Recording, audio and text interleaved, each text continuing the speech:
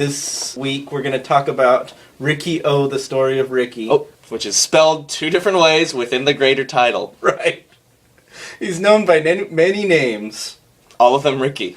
And the warden keeps on having heart trouble, and he asks for his medicine, and the medicine... Not unlike Red Fox. If Red Fox ran a prison, like, Riki-Oh just burnt down the opium field. Oh, I'm coming! It's the big one! They keep on bringing him candy. Yeah, his heart medicine is... You're thinking, like, why does he just have his heart medicine on him? And you realize his heart medicine is big jelly jars of beans. candy. Comedically large jars of candy that the warden has to eat to cure his heart problems. And the warden, he blinds a guy because of reasons, because his child's a big fatso McGurk, who wears schoolboy clothes, like lime green schoolboy clothes with, like, for some reason, pumpkin, like, Halloween buttons on it. Which again, I think is just like a Chinese guy, like a guy from Hong Kong, going like, I don't know, like I did a semester in America. They're really into Halloween, I guess. Or you opened up an Encyclopedia Britannica. It's like, oh, okay. When my nephew turns 3, You're gonna dress him up like a big fat dum dum? No, Okay. but I am. When he becomes a 30-year-old man, you will dress him up like a big fat dum dum. He's just about grown out of his baby fedora. And I think I'm going to buy him a propeller beanie. It's good work. Yeah. That's excellent work. Okay, so just imagine a propeller beanie. That is what the son character is. Right. So, I don't know. The warden, he's in the heroin business, or he's corrupt. You find out he's in the like, nobody actually does any fields. evil corporation stuff. Like, it's run by a private corporation, but it's never addressed. But they're drug dealers. Yeah, like, it's never... There's nothing... There's... I can't even... It's not exactly RoboCop. No, and you're sort of watching, like, RoboCop is very smart about how dumb RoboCop is. That's why this remake is going to be shit, because the tone of RoboCop I don't think you could do unless you are super talented 1980s Paul Verhoeven.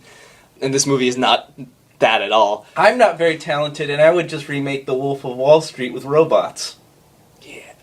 Alright, Cruz, let's cut that out. That's too good of an idea.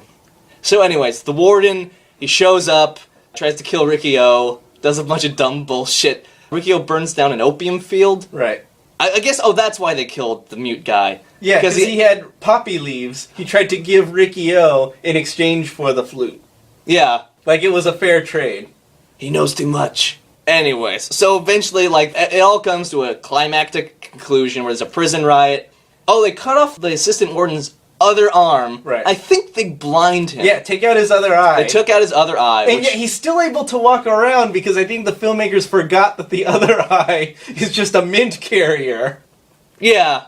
We're skipping over so much just complete insanity. Like Riki-Oh being buried alive. Not even going to get into that, or how he has to eat. He eats a dog heart to survive being buried alive. Oh, that's right. And, then Lady Plot Device kicks a dog in half. Oh, yeah, like a little dog shows up and you're like, oh, that's just fun, like, illustration of this, and then, like, kicks the dog in half. A dog ass lands into the shot. She'll kick you up hard! She'll kick you up hard! Yeah, basically.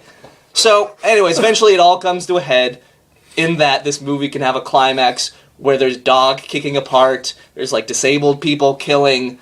We haven't even talked about how they try to bury Riki-Oh alive again in wet concrete. Right. Or how they try to crush him in a comic steel compressor. That's electrified? That's also electrified. No, it gets electrified. There's so much of just walk away. Like, that's all you have to do. You don't have to do, like, your stupid Tai Chi. Just leave this immediate vicinity. You'll be fine.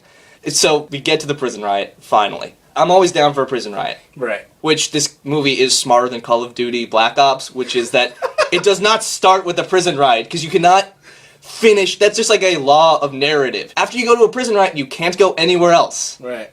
That's it. That's the ultimate you can do. Because that's insane. You get a bunch of criminals doing super criminal shit. Right. You don't raise the stakes from there. Because that's 100% of bad people doing bad things once you do that.